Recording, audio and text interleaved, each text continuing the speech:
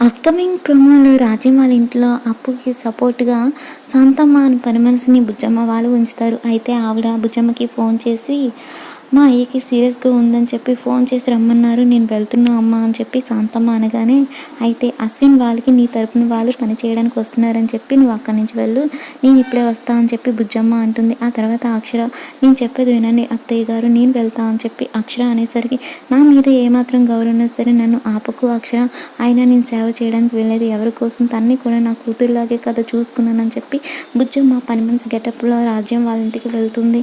ఇక అక్షర బుజ్జమ్మ చేసే పనిని తలుచుకొని మీరు నాకు అత్తయ్య కాదు అమ్మలాంటి వారు అని చెప్పి అక్షర ఫీల్ అవుతూ ఉంటుంది.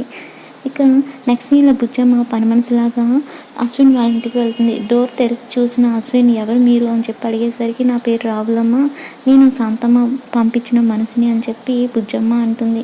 అలా మారు వేషంలో వచ్చిన బుజ్జమ్మని చూసిన రాజ్యం షాక్ అవుతుంది. మరి బుజ్జమ్మ గెటప్ బయటపడుతుందా లేదా అనేది అప్కమింగ్ ఎపిసోడ్‌లో చూద్దాం.